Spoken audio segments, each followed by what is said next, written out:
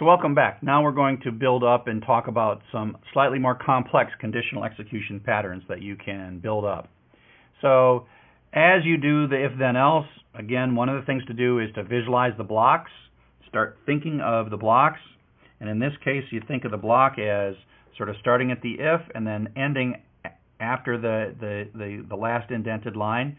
But the if and the else kind of are a piece of one thing, and you can sort of think of this is the block, right? And one of the things about these blocks is they have one entrance and one exit. Not that that's a big deal, but it's a good way to think about how you mentally start drawing the blocks. You see one entrance and one exit, and there's some complexity. There's some logic that you're sort of building, and that's how these blocks work. So the next step up in complexity is a multi-way if, and that uses a keyword called elif, which is really a combination of else and if. So the way it works is, probably easier to do this on the GPS version of it, is it comes down here, forget what's in here, it asks yes or no. If it's yes, it runs this one and then it's all done. If it's no and then yes, it runs this one and it's all done. And if it's no, no, no, it runs this one and it's done. A key thing is it's only going to do one of these three. It's not going to do two. It's only going to do one. And it checks these questions in order. And then this else is like a catch-all. So let's take a look at how this particular one works. It depends on the value of x. So what if x were 0? Well, if x were 0, it would come in, ask the question, is x less than 2? Yes, it is. So it would run this code, and it would finish down here. So it would come over here, true, run, and now skip all the way down. If you draw blocks, the box would be this box right here. It skips out of the box. Or if you draw the box over here, the box would be right here. Once you're done with this line of code, with this block of text right there, or block of code, you exit the block. You don't come back and look at this question. You have run, one thing is turned true, and you're done. If, on the other hand, x was 5, you would see a situation where it would come in. This would be false, and so it would skip. Then it comes to this next elif. This becomes true, so then it jumps in and does this code, runs out, and is done. Does not run that, does not run that, does run that. So comes in, no, it's not less than 2, it is less than 10, so we'll run that little block of code, and now we are all done completely. So no, no, but yes. Okay? And so that's how it works. These are done in sequence. They're not looked at sort of in parallel or all at the same time. If, on the other hand, x was 20, it would say false, skip, question mark, false, skip, oh, else, then else always gets triggered if it gets that far, and then it runs that one. So here we say if it's less than 2, no, it's not. Is it less than 10? No, it's not. And if it's there, we just hit the else part, and we finish, and we continue on. So this part doesn't run, this part doesn't run, and that part runs. The rule is one of the three will run, and the other two will not. It only triggers once. Once it's triggered, then it's done with the whole if statement. And again, I think of this as the block. And you'll see in a sec, you can have one. Once one of these things hits true, it runs this and then exits the block completely. So there's other variations on this. You can, if you want, have no else. So there's no need to have an else. What we've done is we've simply de-indented this next line. There's no else here, but that's okay. It does mean that for some value of they might not either execute, right? Because there's no else. If there's else, then at least one will execute. But if there's no else, then it could be possible that 0 execute. In this case, x is 5. It's not going to do this one, but it is going to do that one because x is less than 10.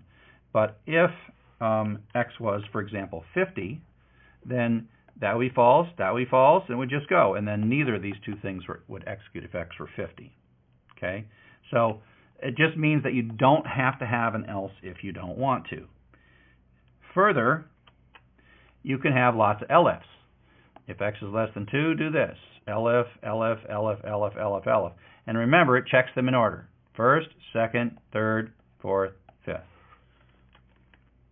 So if x was 15, this would be false, this would be false, this would be true, so it would run this code, and then it would come down whatever's next down here. So again, only one of these is going to trigger. No, no, yes, no, no, no. I mean, 15 is indeed less than 40. If it came here, it would be true, but it doesn't matter because 1 has triggered, and so then it takes the entire block, and there's our entire block. So as soon as it executes 1, the next thing to do is escape or exit right out of the block. Okay? Got it? Okay, so here are a couple of puzzles. I'll give you a second to pause this. And the question is to look at some of these, depending on, for a particular value of x, you will have none of them execute. So which will never happen for some particular value of x. Meaning you can pick any value for x you want, but there's some that you can't cause to execute. Okay? So I'll pause for a second, let you pause the video if you want, and I'll come back and explain it to you. Okay, you had some time to pause. Hopefully you did pause or didn't pause, but it doesn't matter. You can still pause while I'm talking until I start drawing and telling you the answer. Okay, so in this one, if x is less than 2, do this, else if x greater than or equal to 2. The one that's never going to execute is this one right here. And that's because no matter what value of x, it is either less than or equal to 2 or greater than or equal to 2. So for any value of x, no matter what you pick, it's either going to run this one or this one, but it's never going to run that one for any value of x. Okay? So that's a little tricky. I just happen to have constructed my logical questions in such a way that they covered all values of x, and so the else was kind of irrelevant. Now I wouldn't even draw this way. If I was going to draw this or write this code, I would probably just make this be an else, colon, and this not be there. But this was more of a puzzle than anything else. So in this next one, we have to remember that these things happen in order. So if x is less than 2, we're going to run this. If it's less than 20, we're going to run this. If it's less than 10, we're going to run this. But the problem is, all values of x that are less than 10, for which this would become true, this is always true. So a value like 6, this becomes true. So that means that if it's something like 6, it's going to run this and come out and never ask this question, right? So that's the key. Even though this is true and this is true, for the 6, it never even gets here because this one triggered first. Okay? And so that's why this is the line of code that no matter what the value for x, will never run. Okay, so the last conditional code is what's called the try and except structure.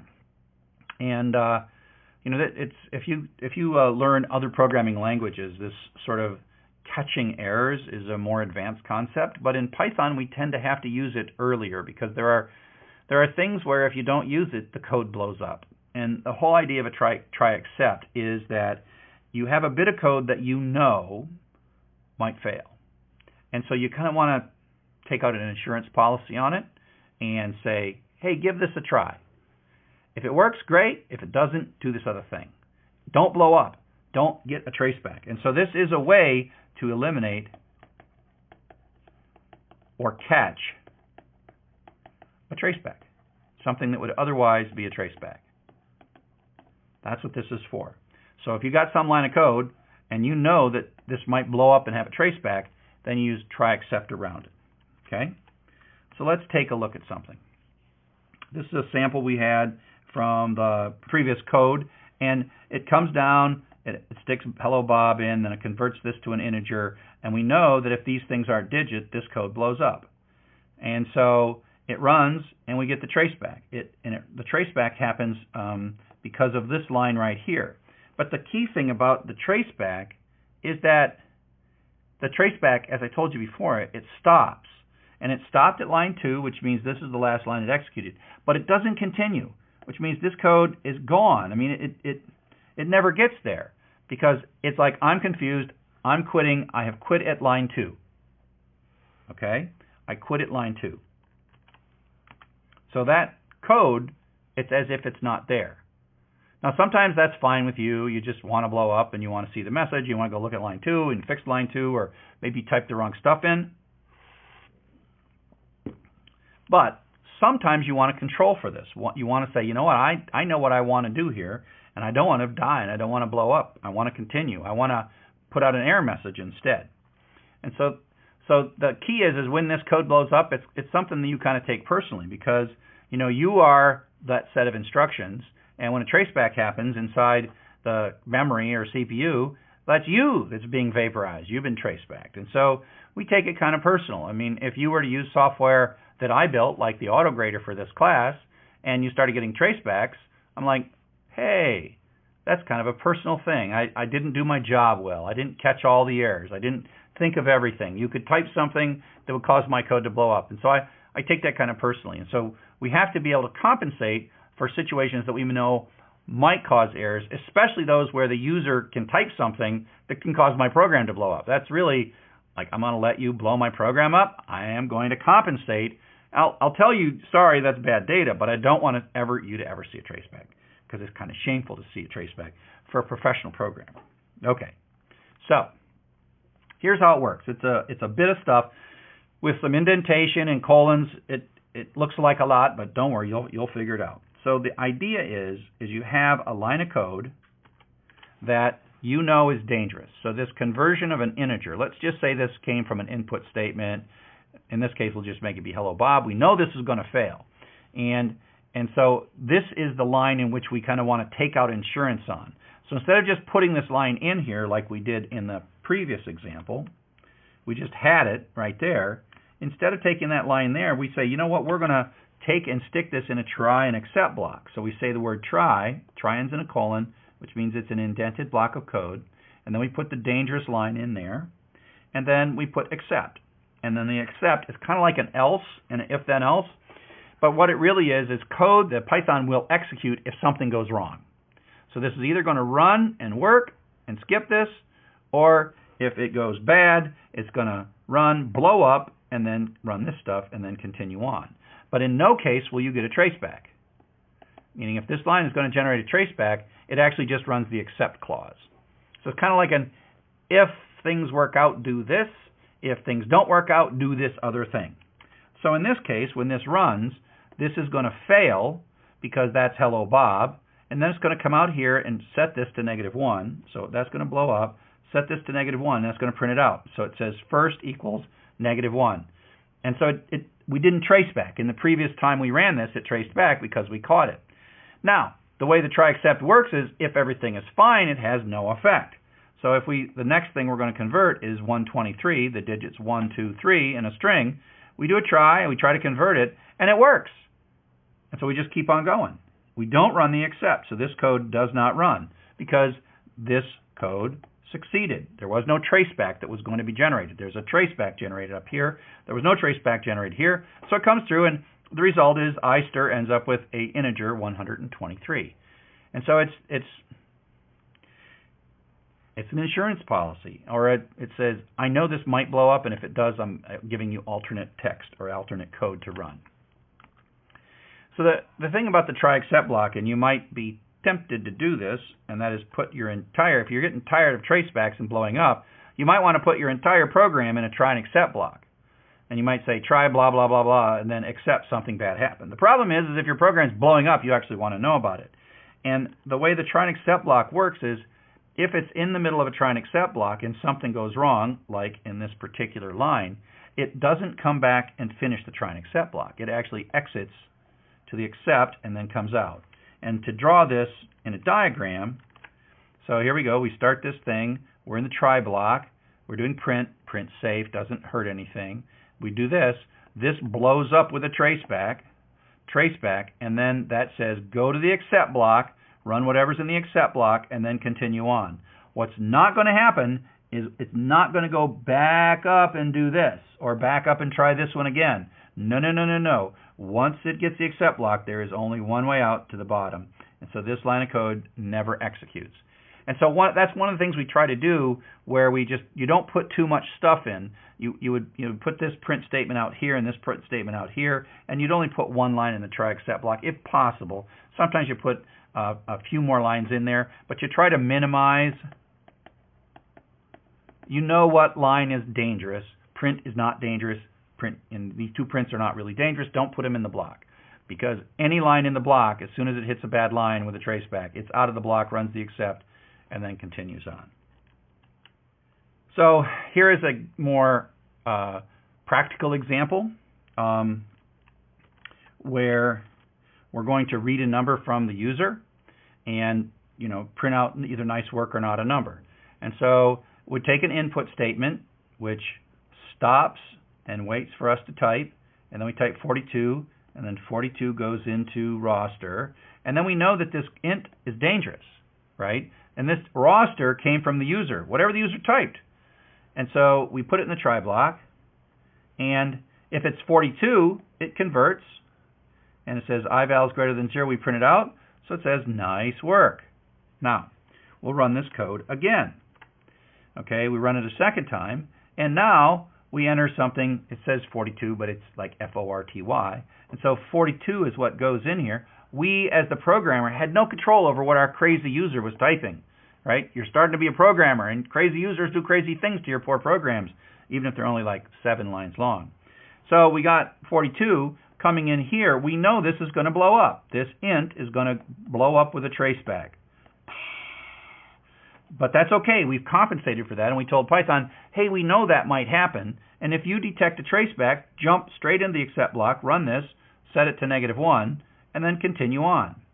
So this is the de-indent of the try except block, and if it's greater than 0, we say nice work, but in this case it's not, and we say not a number, and so it comes out with not a number. What's not here is a traceback. There is no traceback in this. That's what we achieved, and it doesn't hurt. There's no, when it works, you don't need, the try except kind of does nothing, because the except code, when it works, is ignored. So it's like code you add in case something happens in an other line of code. Pretty cool, actually. So you have a couple exercises, and I've got some videos of those exercises. So in summary, what we talked about in this chapter is comparison operators, logical questions. Key is that these comparison operators don't change their arguments. You could say if x is less than 5, doesn't change the value for x.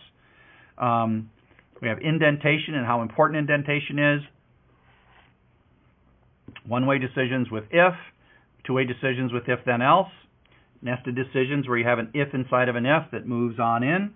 Else if, and then try and except to catch errors that you want to catch. Okay? So, thanks a lot.